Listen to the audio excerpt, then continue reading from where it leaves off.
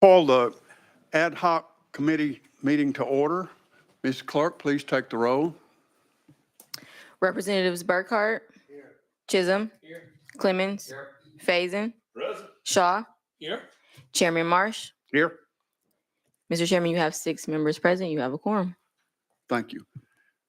All right, today we're going to hear this case, and I'm going to turn it over to Mr. Himes. You're recognized.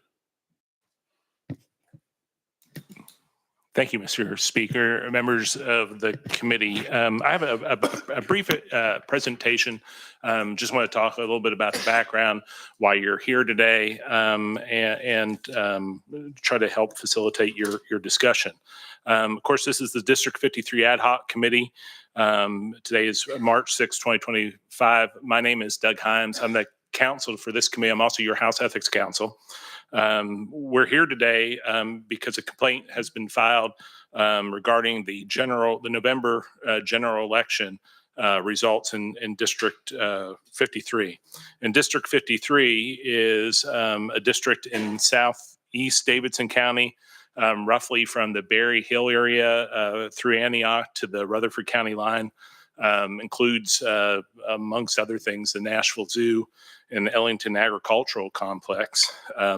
You have 2 documents in front of you today. Is a reference document that's about, 5-6 pages that just has the agenda, has Article 2, Section 11 of the Constitution and Tennessee Code Annotated 217-102, Rule 81 of the House, House Resolution 5, and the certified election results for the November general election.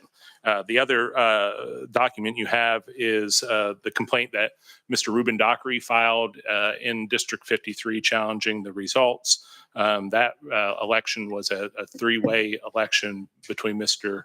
Dockery, Yog Nepal, and Jason Powell. So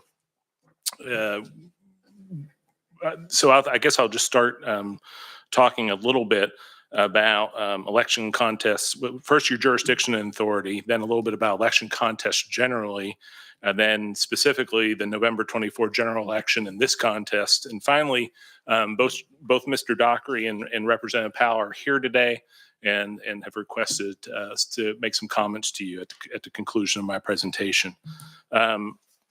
Just generally the jurisdiction and authority, Article 2, Section 11 of the Tennessee Constitution makes the House the sole and exclusive authority to judge the qualification and election of its members after the body is constituted on election day. This power is also codified in Tennessee Code Annotated Section 2-17-102. Election contests in Tennessee are relatively rare. In the Tennessee House. The last contest in the House was in 2009 during the 106th General Assembly. It was a qualification contest concerning the residency of the elected candidate. Prior to 2009, the last contest in the House was 1985. And while the 2009 contest was dismissed that year, issues related to the contest persisted until 2012.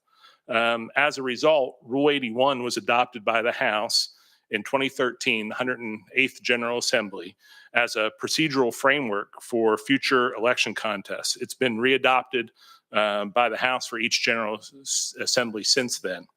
And Rule 81 has 7 essential provisions. To be timely, a contest must be filed within 5 days after certification of the election.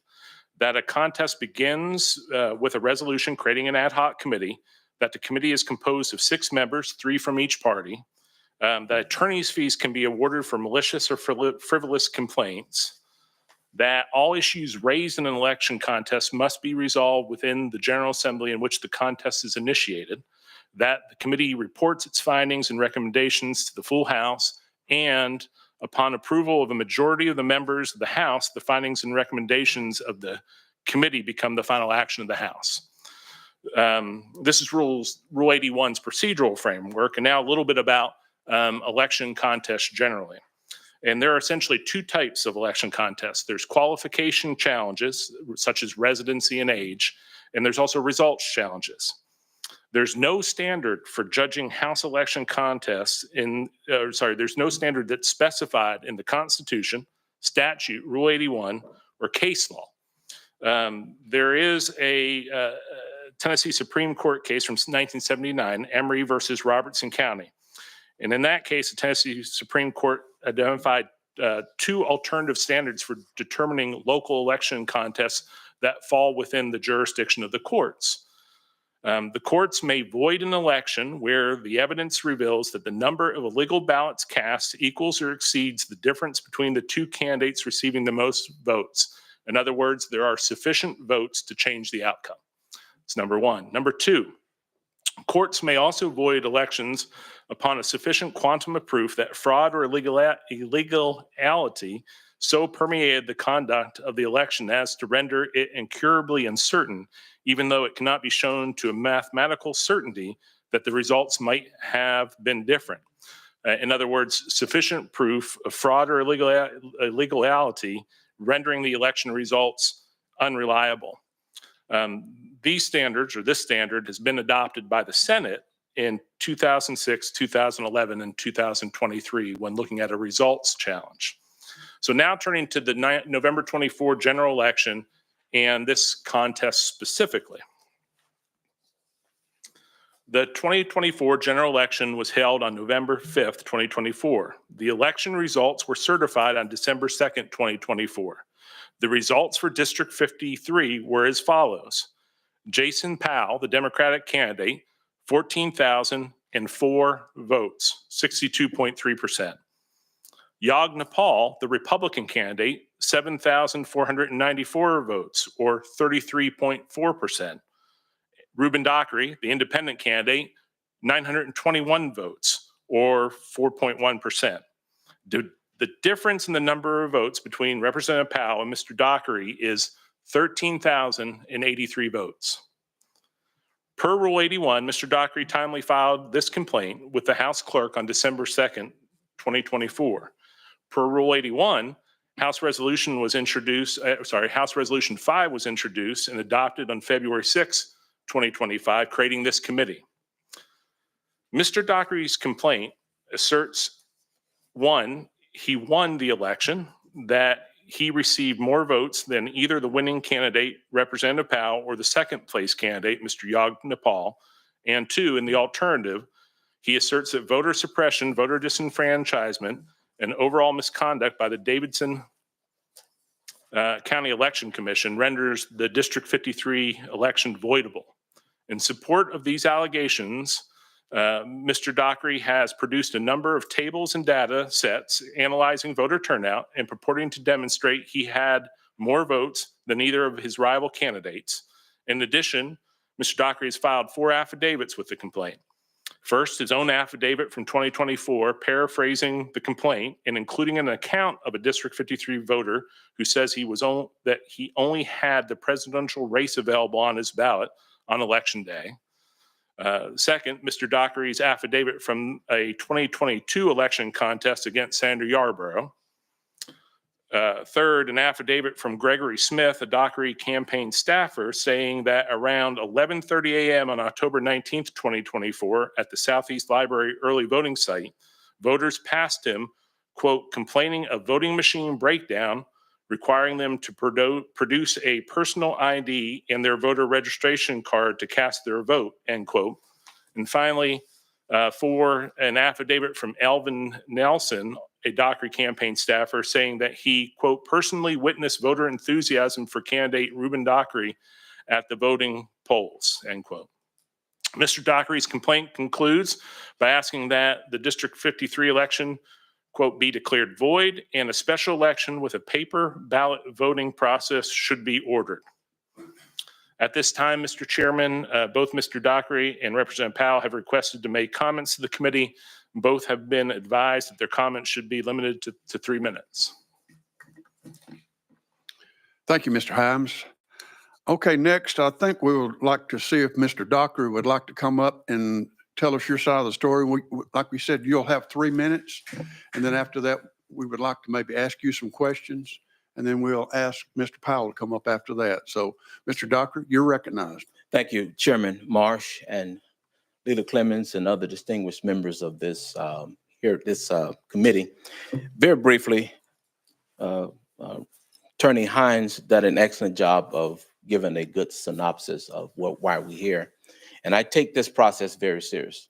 I hadn't just started running, and I've been a student of the electoral process in Davidson County for a good while. I first moved in 1987. Long story short, I had enough experience to identify when something is right and when something is wrong. And what you have in your 27-page complaint is the evidence of wrongdoing, largely by the Davidson County Election Commission. And it was hidden and shrouded in the electronic systematic process. What Chief Justice Farner said in the ruling in the Emory versus Robertson County election contest in '79 is that whenever there is evidence of irregularities and or fraud, and a combination of both, that is a reason for us to have a new election so that the free will of the voters can be expressed. Now, in your documents, you see how I document and justify in 6 premises of the argument, in argument D, how exactly it is we were able to track election performance by various parties, individuals that identified as voting in a Republican or Democratic primary previously. But more importantly, how in Nashville, Davidson County, there's been a change in interest in voters. And what I've done is to strive to faithfully demonstrate that to you. I'm happy to answer any questions you have about it. And for me, the best way to solve this, because what none of us can see is what happened with the global election management system on November 5th, 2024.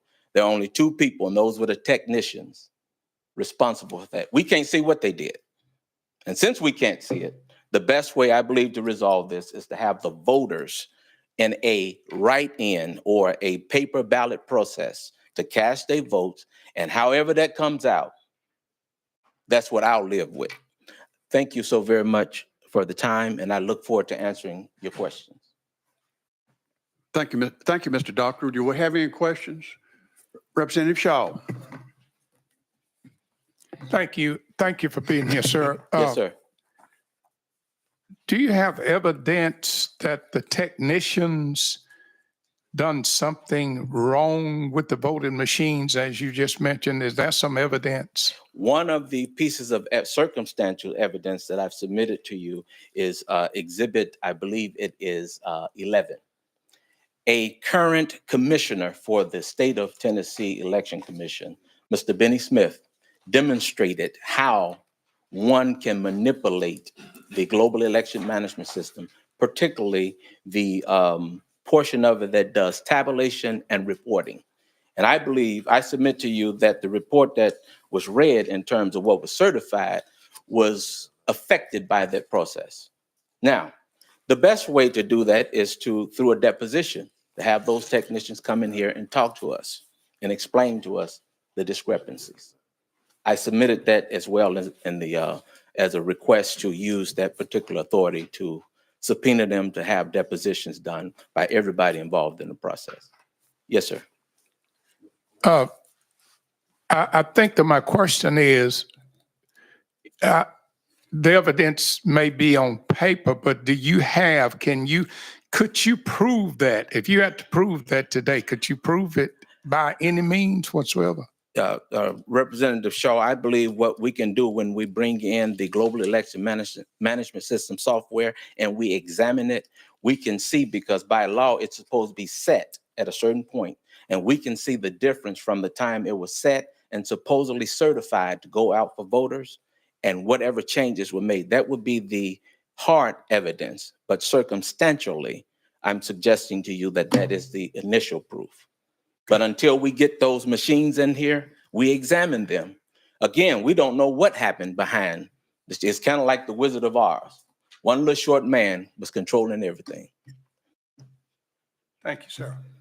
Thank you. Mr. Dockery, I don't know if you know this, but our state of Tennessee has consistently been number one in the nation in election integrity. Yes, So, sir. and Yes, we sir. have the election coordinator here with us today, and Yes, we sir. appreciate his hard work to make this happen. Okay. And do you, you're not contesting the amount of votes, you're contesting the way the machines work. Is that I'm correct? contesting that.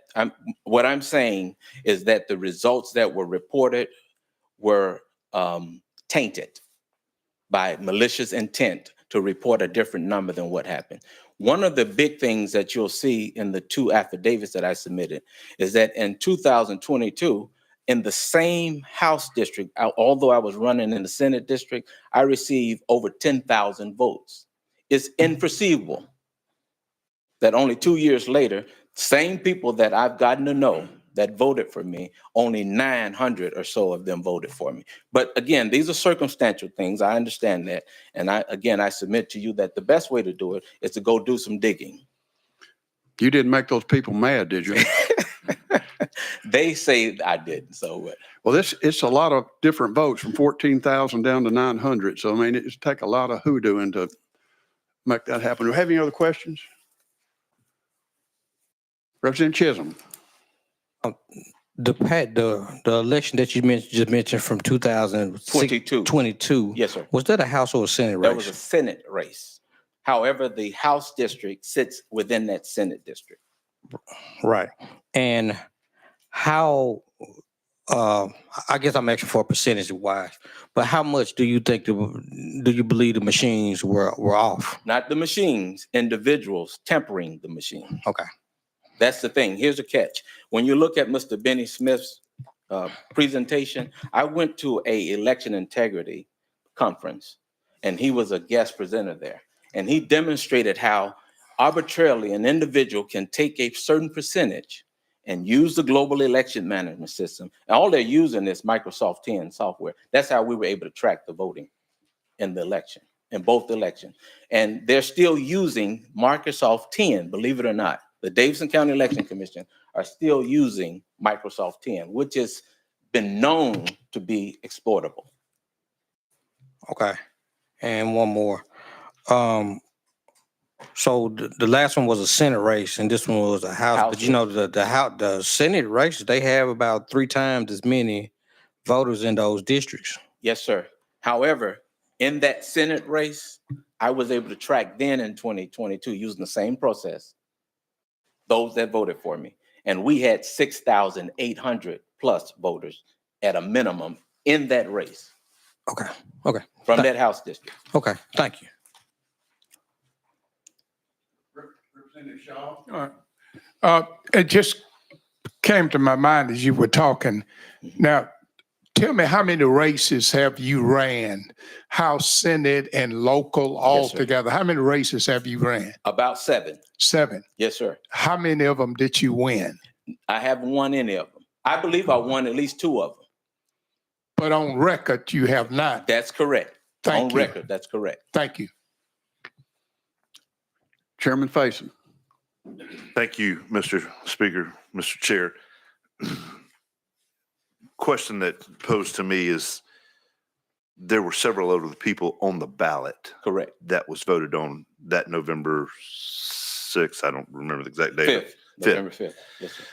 And so as the members of Davidson County would have showed up to each one of the respective precincts, they have a ballot. There would be a federal portion on the ballot and there will be a state portion on the ballot. Yes, sir. And I don't remember if there was a local, but that all of that would have been on the same ballot that you found your name That's along correct. with Mr. Nepal's and Mr. Powell's Yes, name. sir. That's correct.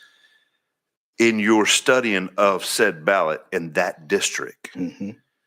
do you have evidence of discrepancies on the other votes that would have took place from the federal side to the state You side to say the local federal side? votes. I did not look at federal, but I did look at state. And you will see that in argument C. What Beginning on page would that be, Mr. page Dockery? 12, Okay. beginning on page 12, I believe that is. And yes, more specifically, We began with premise 1 on page 14. The best way to do that is to follow that process because it helps you to understand how we were able to track. We receive data from the Davis County Election District Commission every day on the U.S. 5th Congressional District. With that, we were able to do a vote match in Microsoft Excel and identify individuals in the House district who previously voted either as a Democrat or Republican or nobody at all. And that's how we were able to determine what percentage of performance was by party or non-party. And this is intimated in argument C, beginning on page 12, and it goes through, I think, 21. Go ahead. Thank you, Mr. Chair. So my question for you, Mr. Dockery, specifically was, do you have evidence that there was discrepancies on other portions of the ballot? You said a whole lot just now, but you didn't answer my question. I'm interested, do you see discrepancies in the results of other races that took place that were on the same ballot as yours? And when you're saying other races, I assume you're talking about the, I think that was the president, was that the gubernatorial, presidential, was that the? That was a federal, so you would have, my ballot, I would have had a congressional race and I would have a Yes, U.S. that's president correct. race I didn't look at those. and a Senate sir. race. What I'm saying to you is I did not look at those. So I'm not Okay. prepared to say that there's evidence of that. Okay. I am prepared to argue, though, evidence of the House District 53 race. Okay. Thank you, Mr. Chair, Mr. Speaker. Do we have any other questions, Mr. Dockery? Thank you, Mr. Dockery. Thank you, sir. I appreciate Thanks for your coming time. out today. Yes, sir. Representative Powell, you're recognized. And we'll give you the same 3 minutes. Thank you, Mr. Chairman, Speaker, members of the committee. I'll be brief. I won't need a full 3 minutes. Wanted to just say that, I did everything to get nominated, submit my qualifying papers, won uncontested primary, and then submitted, was on the general election ballot. Clearly, the Davidson County Election Committee came back and certified my results, as you were told. Won the election over 62%. Yagna Paul, 33%. And then Mr. Dockery at 4%. Wanted to also just reference a previous election. In a previous election in 2022, there was no independent in the race. There was a Republican, and in that race, I got 66.1%. The Republican opponent, 33.9%. Of course, we redistricted, but my district mostly stayed intact from 2020 onward. So if you look at the 2020 results, they were uncontested, so we won't apply those. In 2018, though, again, very similar district.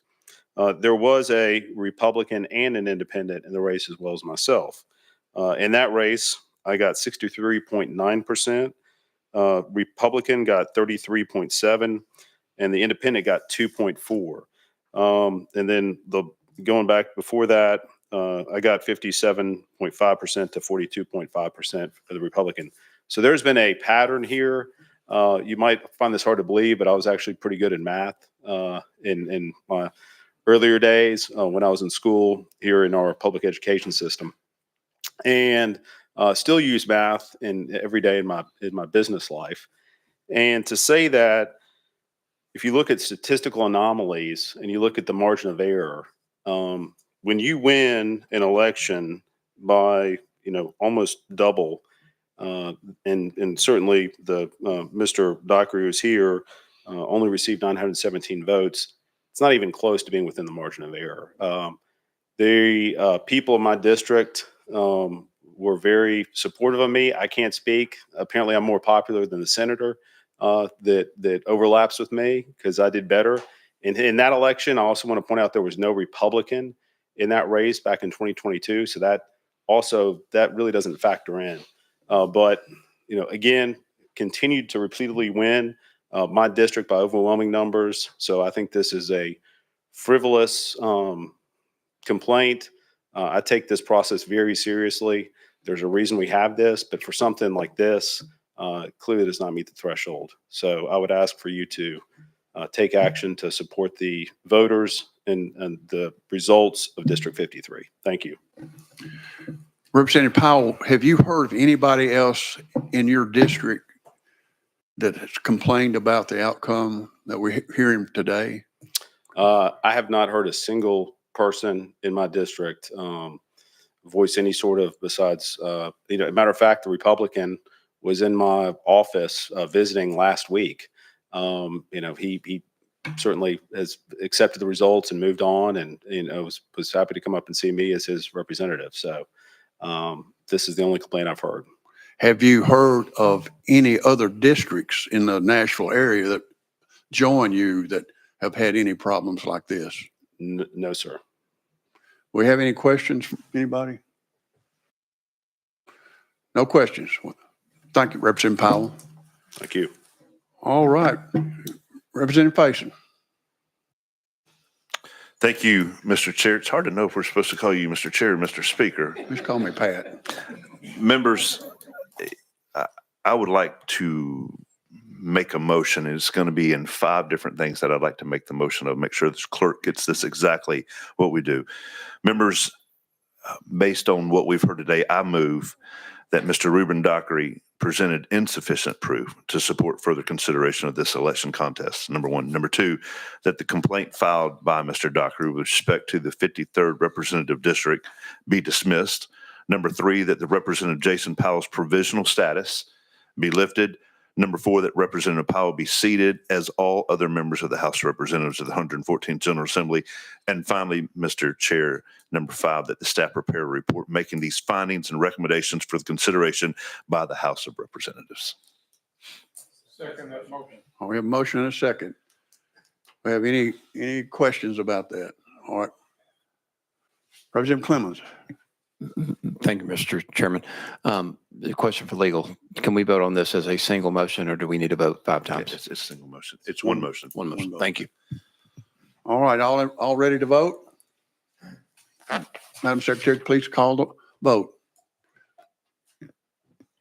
Representatives Burkhart votes aye. Representative Chisholm. Chisholm votes aye. Clemens. Clemens votes aye. Faison. Faison votes aye. Shaw. Shaw votes aye. Chairman Marsh. Aye. Chairman Marsh votes aye. Mr. Chairman, you have 6 ayes, 0 noes. All right. Thank you, Representative. Mr. Himes, do you have anything further that you'd like to tell us about? Yes, thank you, Mr. Speaker. I will prepare the report and have it available for you to sign on Monday. Okay. Thank you very much. Thank you, Representative Clemens. Thank you, Mr. Chair. My question is, with regard to our vote, how quickly will Mr. Powell be seated and provisional status removed? So as soon as I can get the report, I'll have you sign the report. Speaker Marsh will file it with the clerk, and then I would say either Monday or Thursday you would take it up, but that's probably going to be up to you all. Thank you. Anybody else? Seeing none, we're adjourned.